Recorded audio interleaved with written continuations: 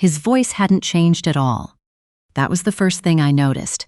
15 years, and Colton Reeves still had that same way of speaking. Like every word he said was doing you a favor just by existing. I was standing near the registration table at the Sutton Grand Hotel ballroom, holding a glass of sparkling water I hadn't touched yet, when I heard him laugh at something across the room. A specific laugh, the kind that always meant someone else was the punchline.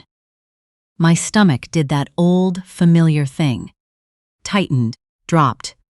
I hadn't expected him to be here. That's not entirely true. I'd thought about it, the way you think about whether it might rain on a day you're already dreading. You consider it. You decide the probability is low enough not to worry about. And then you walk outside and the sky opens up. The Westfield General Hospital annual gala wasn't exactly a class reunion. It was fancier than that, technically. Black tie, open bar, the kind of event where the hospital board thanked major donors, and the medical staff smiled for photographs, and everyone pretended not to notice how exhausted the residents looked.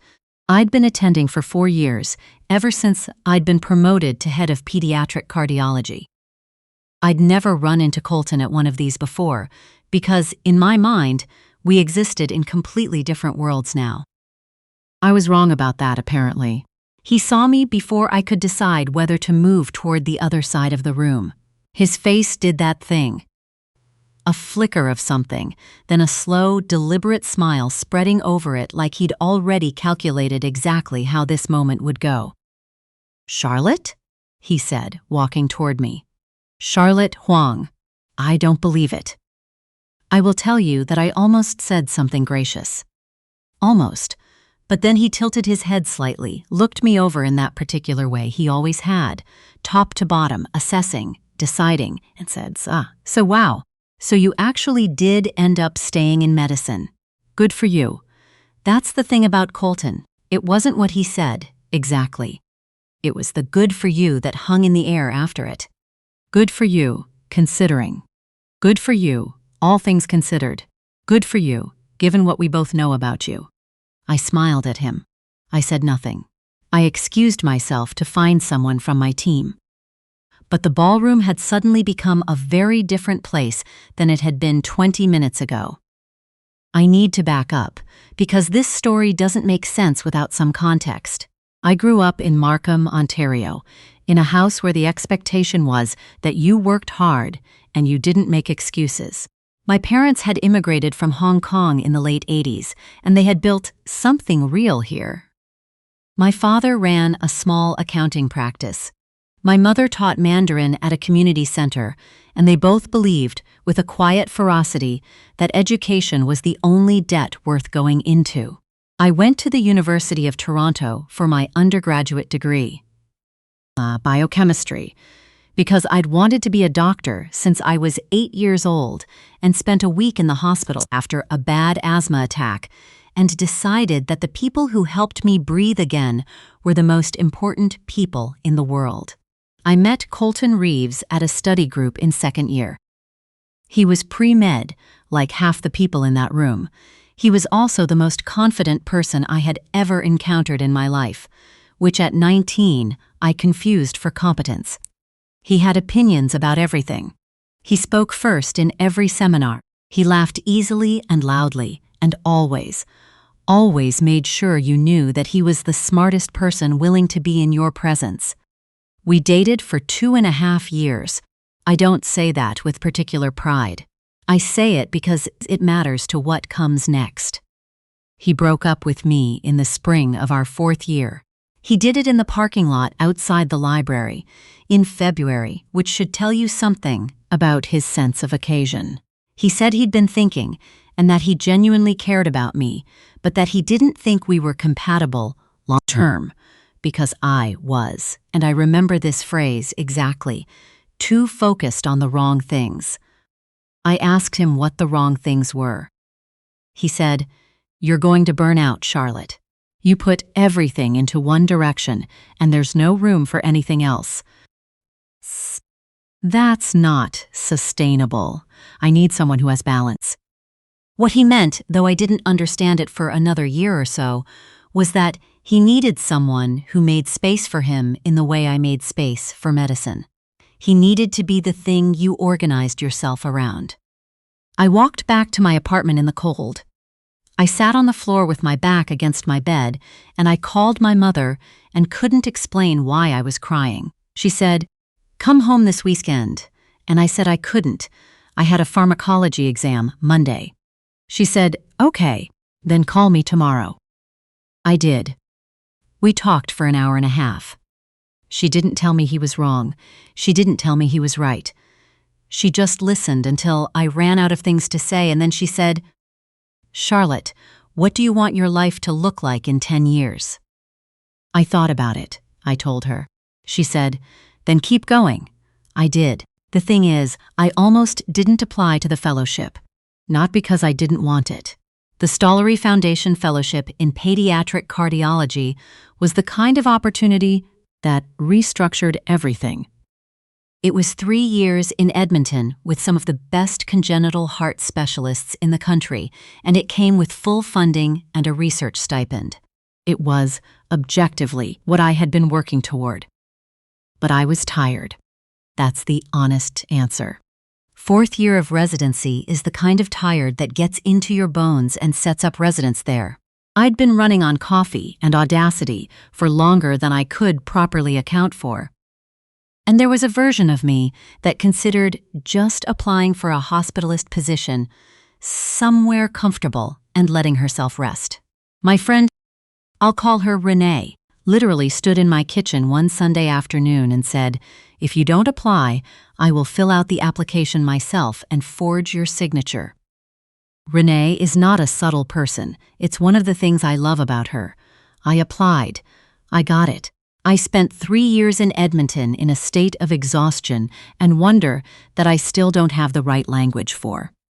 I worked with kids who had hearts that were built wrong, who arrived in the OR weighing less than a bag of flour, who defied every statistical expectation. I published 2 papers. I co-authored a 3rd. I came back to Ontario with a specialty that mattered to me down to the marrow, and a job offer from Sunnybrook Health Sciences Center, and a very clear sense of what I was actually doing with my life. I also came back with my husband, though I didn't know he was going to be my husband yet when we met. His name is Marcus Webb. He's not a doctor. That surprised some people, I think. The assumption being that I would end up with someone in the same field, the same world. But Marcus grew up in Halifax, studied civil engineering at Dalhousie, and by the time we met at a dinner party thrown by mutual friends in Edmonton, he was running his own structural engineering firm with projects across Western Canada. He was quiet in the way that actually confident people are quiet. He didn't need to fill space. He listened more than he spoke. When he did speak, it was worth listening to. He asked me on our first real date what the hardest part of my job was. Not the most interesting part. Not the most rewarding part. The hardest. I told him. I talked for probably 20 minutes about a case I'd had that week. A 6-month-old with a complex defect, a family from Lethbridge who had driven 4 hours in the snow to see me, and the specific weight of holding someone's hope in your hands when you weren't certain you could carry it. He didn't say it would be okay. He didn't tell me I was amazing. He just nodded, and when I was done, he said, "That sounds like the kind of work that asks everything of you. Is it worth it?" I said yes without hesitating. He said, "Okay, good. I just wanted to make sure you knew that." I didn't fully understand what he meant until much later. What he meant was, he wanted to be sure I was doing it for myself, not for some idea of what I was supposed to be. We got married 3 years later, at a small ceremony in the annex, with 40 people and my mother crying through most of it and Marcus's dad making a speech that was genuinely funny. Our son, Oliver, was born 2 years after that. He was 4.5 at the time of the hospital gala. He was going through a phase, at 4.5, where he was very interested in clip-on ties. This becomes relevant. I promise. The ballroom at the Sutton Grand was warm in the way that rooms get when too many people are standing in them in formal wear, trying to look as though they're not warm. I found my colleague Pradeep near the bar, who was blessedly uninterested in small talk and wanted to discuss a case. We talked for about 20 minutes, and I had almost entirely stopped thinking about Colton when I made the mistake of scanning the room and found him again, standing with a small cluster of people near the photo wall. He'd done well for himself, that much was clear. He'd gone into sports medicine.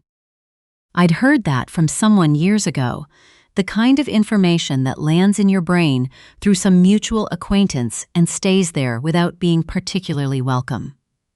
He was wearing a very expensive-looking suit. He had the easy, proprietary stance of someone who had spent the last 15 years being told they were impressive. He saw me looking and broke away from his group. My first instinct was to turn around. I overrode it. He stopped about 3 feet away from me, drink in hand, and smiled. "I've been trying to catch up with you all night," he said, like we were old friends who'd lost touch by accident. "You found me," I said. "I heard you're at Sunnybrook now." A statement, not a question. He already knew. Pediatric cardiology. Another pause, weighted with something I couldn't name immediately. "That's a niche choice." "It was," I said. "But you always did go narrow," he said. "You never were interested in the bigger picture." He said it with a smile, the kind of smile you put over a knife so the other person isn't sure they've been cut until they move. "How's the work-life balance these days? You figure that out yet?" And there it was. 15 years, and that was still the version of me he'd kept in his head. The one who needed to be advised, the one who'd been told she was going in the wrong direction. I looked at him for a moment. "Better than you'd expect," I said. He opened his mouth. I could see him preparing something. And that is the exact moment I heard the small, rapid sound of dress shoes hitting a marble floor at the pace that only a 4-year-old running in a crowded room can produce. "Mama!" Oliver came around the side of the nearest table at approximately the velocity of a person who has spotted the most important person in the room, which in his view was always me. He was wearing his gray dress pants and a white button-up shirt, and, yes, the clip-on tie, navy blue, his current favorite, slightly sideways, as they always were by this point in the evening. "Mama, Daddy's almost here," he said, arriving at my side and grabbing my hand. He said 5 minutes, but that was a lot of minutes ago. "That does sound like a lot of minutes," I agreed. Oliver looked up at me, then turned and looked at Colton the way children look at strangers they haven't yet decided about, direct, unguarded, waiting. "Is this your friend?" he asked me. "We went to school together," I said. Oliver considered this information. Then he looked at Colton again and said, with the particular gravity that 4-year-olds sometimes produce without meaning to, "You look a little bit nervous." I did not laugh. I worked very hard at not laughing. Colton's smile did something complicated. "I'm fine, buddy," he said. "Okay," said Oliver. He was already looking back toward the entrance. Marcus arrived 8 minutes after that. He'd come directly from a site visit. There was a project he was managing in Mississauga, a bridge rehabilitation that had been running into weather delays all month, and he'd called earlier to say he was running behind, but would make it for the dinner portion. True to form, he had made it for the dinner portion with about 15 minutes to spare. He's tall, broad-shouldered. He has the kind of face that doesn't perform anything. What he's feeling is what you see, and what you usually see is a calm, attentive steadiness that I have found, over 11 years of marriage, to be the most reliable thing in my life.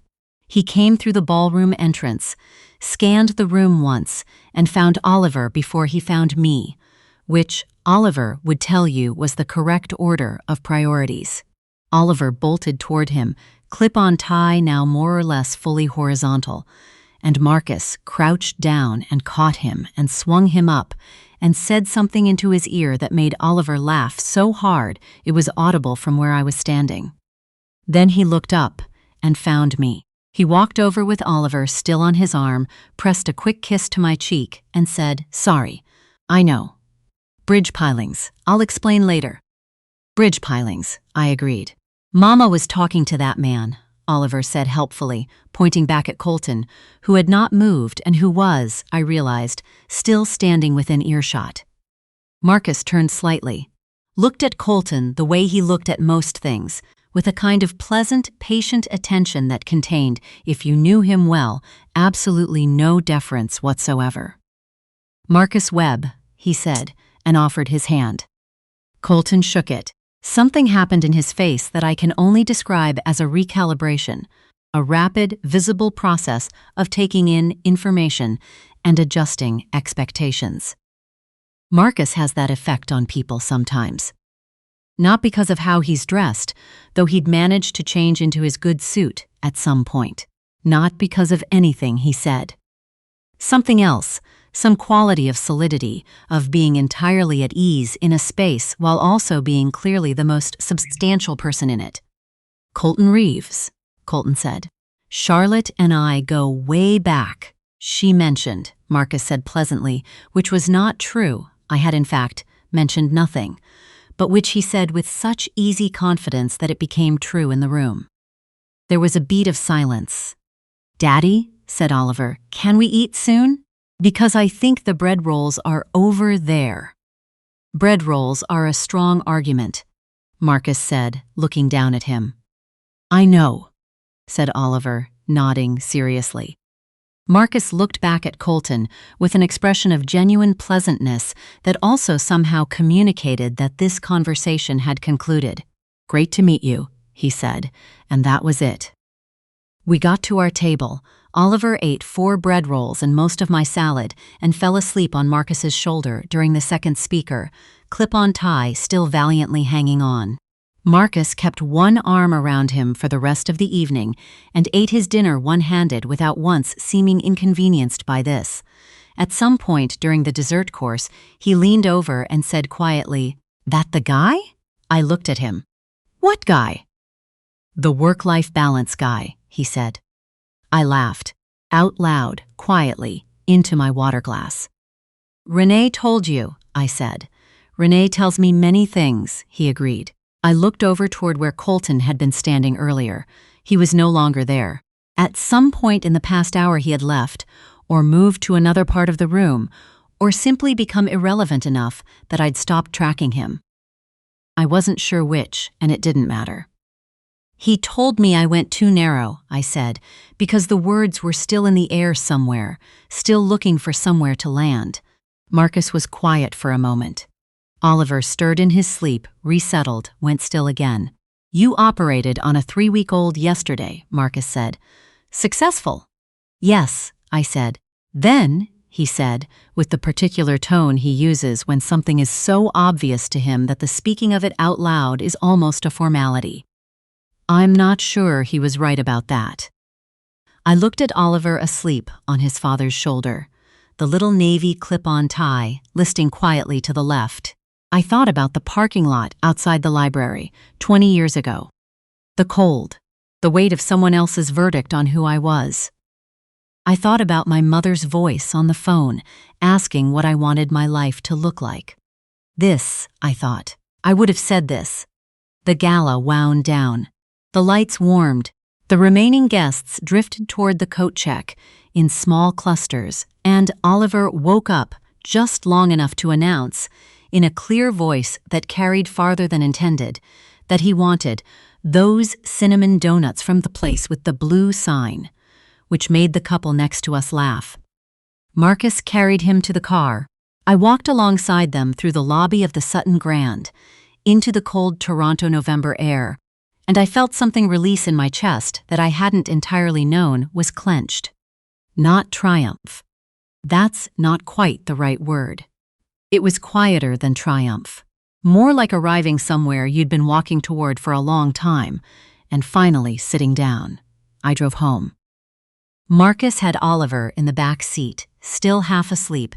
The clip-on tie finally surrendered to the cup holder. The 401 was moving, for once, and the city lights spread out in both directions, and I thought about Colton's face when Marcus walked in. The recalibration. The small, quick dimming of whatever he'd come into that conversation carrying.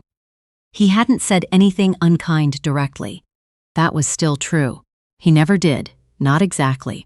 Just that particular kind of kindness-shaped cruelty that asks, dressed in concern, whether you've figured out your life yet. I have, for a long time now. I have a job that asks everything of me and is worth it. I have a husband who understood that about me before I had to explain it, who shows up with our son in a clip-on tie to hospital galas and eats his dinner one-handed so a sleeping child doesn't have to be disturbed.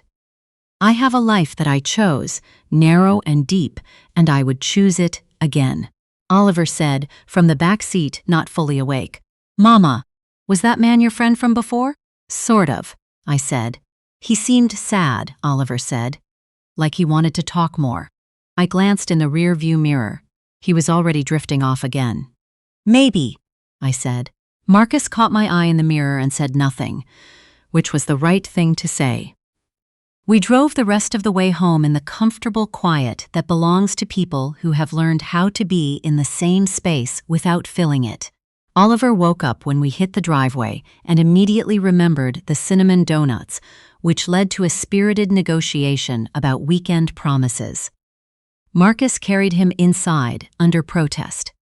I stood in the garage for a moment after the door closed, in the cold, just breathing. Then I went inside. The house was lit and warm. Someone had left a drawing on the kitchen table. Oliver's from earlier in the day, a crayon illustration of what appeared to be our family standing in front of something large and orange, which Marcus later identified as probably the bridge. He came to the site last month. I picked it up and put it on the fridge with a magnet shaped like a maple leaf that we'd bought at a farmer's market in Prince Edward County 3 summers ago. I put the kettle on. That was it, really. That was the whole story. The man in the parking lot told me I was going the wrong direction, and I kept going, and it turned out to be the right one. The boy with the clip-on tie told the truth, the way children always do. And the man who walked into that ballroom didn't need to say a single word.